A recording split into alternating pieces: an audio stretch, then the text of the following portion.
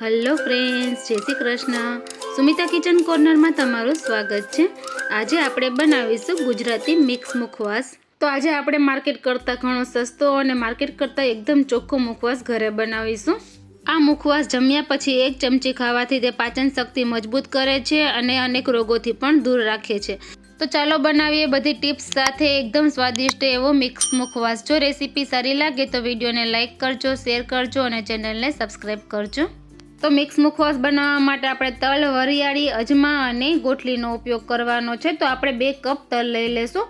તો આશરે 250 થી 300 ગ્રામ જેટલા તલ છે. તો જેટલા આપણે તલ લઈએ તો વરિયાળીનું માપ તેનું અડધું લેવાનું છે. તો હવે આપણે તલને એક મોટી થાળીમાં લઈ લીધા છે. તેમાં અડધી ચમચી હળદર પાવડર એડ કરશું ને 1 ચમચી મીઠું એડ કરશું. 2 ચમચી લીંબુનો રસ એડ કરશું. લીંબુનો રસ એડ કરવાથી મુખવાસ એકદમ સરસ સ્વાદિષ્ટ બને છે. તો આપણે 2 ચમચી લીંબુનો રસ એડ કરી દઈશું.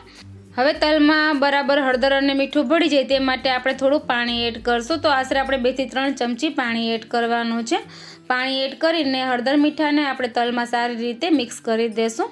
આ રીતે હળદર મીઠું મિક્સ કરવાની પ્રોસેસને કર્મો દીધો કહેવામાં આવે છે. તો આપણે સારી રીતે આ રીતે તલમાં કર્મો દઈ દઈશું અને બધા તલમાં સારી રીતે હળદર મીઠાને મિક્સ કરી દઈશું. ત્યારબાદ આપણે ડીશમાં તલને આ રીતે છૂટા છૂટા ફેલાવી દઈશું અને તેને પંખા નીચે 10 થી 15 મિનિટ સૂકવવા રાખી દઈશું. તો આગળ જણાવ્યું તે પ્રમાણે આપણે 2 કપ તલ લીધા છે. તો આપણે 1 કપ વરિયાળી લીધી છે. તો લગભગ વજનમાં જોઈએ તો 150 ગ્રામ વરિયાળી છે. તેમાં પણ આપણે અડધી ચમચી હળદર પાવડર અને અડધી ચમચી મીઠું એડ કરશું. 1 ચમચી લીંબુનો રસ એડ કરશું ને થોડું પાણી એડ કરીને આપણે આગળ જે પ્રોસેસ કરી તે જ રીતે આપણે વરિયાળીમાં પણ હળદર મીઠાને મિક્સ કરી દઈશું. આ રીતે સારી રીતે મિક્સ થઈ જાય ત્યારબાદ તેને પણ આપણે ડીશમાં ફેલાવીને પંખા નીચે સૂકવવા રાખી દઈશું.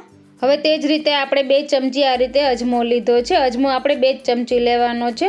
અજમા થોડોક સ્વાદમાં તીખો હોય છે તો આપણે તેનું પ્રમાણ થોડું ઓછું રાખવાનું છે.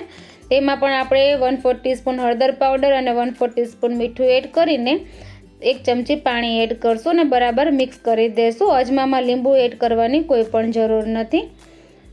તો આ રીતે આપણે બરાબર મિક્સ કરીને તેને પણ પંખા નીચે સૂકવવા રાખી દઈશું. હવે આપણે મુખવાસમાં એડ કરવા માટે આ રીતે 1 કપ ગોઠલી લઈ લેશું. ગોઠલી મેં અગાઉ જ ઉનાળામાં કેરીની સિઝન હોય ત્યારે જ મેં આ રીતે સ્ટોર કરીને રાખી હતી. હવે 15 થી 20 મિનિટમાં આપણા તલ એકદમ સારી રીતે ડ્રાય થઈ ગયા છે, સુકાઈ ગયા છે. હવે તેને આપણે શેકી લેશું અને મુખવાસ શેકવામાં આપણે જાડા તળિયાવાળી જ કઢાઈ લેવાની છે. તે વાતનું તમારે ખાસ ધ્યાન રાખવાનું છે. તલને આપણે કઢાઈમાં એડ કરી દઈશું અને ગેસની ફ્લેમ મીડિયમ રાખીને આપણે તેને કન્ટિન્યુ ચલાવતા રહીશું. તો લગભગ 10 થી 15 મિનિટમાં તલ એકદમ સારી રીતે શેકાઈ જશે. તલ શેકાશે તો ચટચટ કરીને અવાજ આવશે. તો તમારા તલ એકદમ સારી રીતે પરફેક્ટ શેકાઈ ગયા હશે. તલ શેકાઈ જાય ત્યારબાદ તેને આપણે એક પ્લેટમાં કાઢી લઈશું અને થોડા ઠંડા થવા દઈશું. તે જ રીતે આપણે વરિયાળીને પણ શેકી લેવાની છે. તો વરિયાળીને પણ ગેસની ફ્લેમ મીડિયમ રાખીને તેને કન્ટિન્યુ ચલાવતું રહેવાનું છે. તો 10 થી 15 મિનિટમાં વરિયાળી પણ એકદમ સારી રીતે ડ્રાય થઈ જશે અને તે સારી રીતે ક્રિસ્પી થઈ જશે. આ રીતે વરિયાળી શેકાઈ જાય ત્યારબાદ આપણે ગેસની ફ્લેમ બંધ કરી દઈશું અને તેને પણ એક પ્લેટમાં કાઢીને ઠંડી થવા દઈશું. અને તે જ રીતે આપણે અજમાને પણ શેકી લેવાના છે. તો આ રીતે અજમા ડ્રાય થઈ ગયા છે તેને આપણે કઢાઈમાં લઈ લેશું. તો અજમાને પણ આપણે ગેસની ફ્લેમ મીડિયમ રાખીને આ રીતે શેકી લેવાના છે. તો લગભગ 5 જ મિનિટમાં અજમા સારી રીતે શેકાઈ જશે. આ રીતે ડ્રાય થઈ જાય ત્યારબાદ તેને પણ આપણે એક પ્લેટમાં કાઢી લેશું અને તેને ઠંડા થવા દેશું. હવે જે આપણે 1 કપ ગોઠલી લીધી છે તેને પણ આપણે શેકવાની છે. તો કઢાઈમાં 1 ચમચી ઘી એડ કરીને તેને સારી રીતે શેકી લેશું. ગેસની ફ્લેમ આપણે મીડિયમ જ રાખવાની છે. ગોઠલીને પણ આપણે કન્ટિન્યુ ચલાવતું રહેવાનું છે. ગોઠલી થોડી શેકાઈ જશે તો તેનો કલર થોડો આ રીતે ચેન્જ થઈ જશે. તો એકદમ સરસ ક્રિસ્પી ગોઠલી શેકાઈ જાય ત્યારબાદ તેને પણ આપણે એક પ્લેટમાં કાઢી લેવાની છે. તો આ ગોઠલીના મુખવાસની રેસીપી મેં મારી ચેનલ ઉપર આપેલી છે. તેની લિંક હું ડિસ્ક્રિપ્શન બોક્સમાં રાખી દઈશ, તમે તે ચેક કરી શકો છો. તો ગોઠલી શેકાઈને એકદમ સારી રીતે ક્રિસ્પી થઈ ગઈ છે. તેમાં થોડું આપણે સ્વાદ પ્રમાણે મીઠું અને સંચળ પાવડર એડ કરી દઈશું અને સારી રીતે મિક્સ કરી દઈશું. તો આ રીતે મુખવાસમાં એડ કરવા માટેની આપણે ગોઠલી પણ તૈયાર છે. તો તલને શેકતી વખતે તેમાં આપણે હળદર મીઠું એડ કરીએ છીએ તો શેકાતા તેમાં આ રીતે નીચે બ્લેક કલરનો પાવડર હોય છે, ભૂકી હોય છે. તેને કાઢવા માટે આપણે સ્ટેનરમાં લઈ લઈશું અને તેને ચાળી લેશું જેથી કરીને તેમાં કોઈ હળદર મીઠાનો શેકેલો ભાગ હોય તે સારી રીતે નીકળી જાય. તો આ રીતે આપણે તેને ચાળી લીધી છે અને તલને આપણે એક બાઉલમાં લઈ લેશું. તે જ રીતે આપણે વરિયાળી અને અજમાને પણ ચાળી લેવાના છે. તો વરિયાળીને પણ આપણે ચાળીને તેને તલની સાથે મિક્સ કરી દઈશું અને તે જ રીતે આપણે અજમાને પણ ચાળી લેશું. તો અજમાને પણ ચાળીને આપણે મુખવાસ સાથે મિક્સ કરી દેવાનું છે.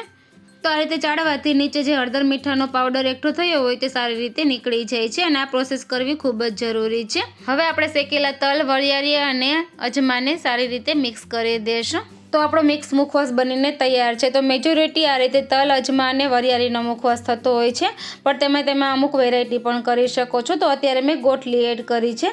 તમે ગોટલીની જગ્યાએ ધાણાદાળ, મીઠી વરિયાળી અથવા તો છીણેલા આમળાને સુકવણી કરીને મુખવાસ બનાવવામાં આવે છે તે પણ એડ કરી શકો છો.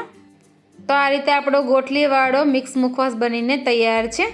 આ મુખવાસને તમે એરટાઈટ બોટલમાં ભરીને મહિનાઓ સુધી ખાઈ શકો છો. આ મુખવાસ જમ્યા પછી 1 ચમચી ખાવાથી તે પાચન શક્તિ મજબૂત કરે છે અને અમુક રોગોથી પણ દૂર રાખે છે. તો ફ્રેન્ડ્સ, મારી ચેનલ ઉપર તમને પાનનો મુખવાસ અને ગોટલીનો મુખવાસની રેસીપી પણ મળી આવશે. તેની લિંક હું ડિસ્ક્રિપ્શન બોક્સમાં રાખી દઈશ અને ઉપર આઈ બટનમાં પણ રાખી દઈશ. તમે તે ચેક કરી શકો છો. અને આવી જ નવી રેસીપી માટે ચેનલને સબસ્ક્રાઈબ કરજો અને બાજુમાં બેલ આઇકન પ્રેસ કરજો, જેથી મારા આવતા વિડીયોની નોટિફિકેશન તમને સૌથી પહેલાં મળે. બાય બાય ફ્રેન્ડ્સ, ફરી મળીશું એક નવી રેસીપી સાથે. Thank you for watching.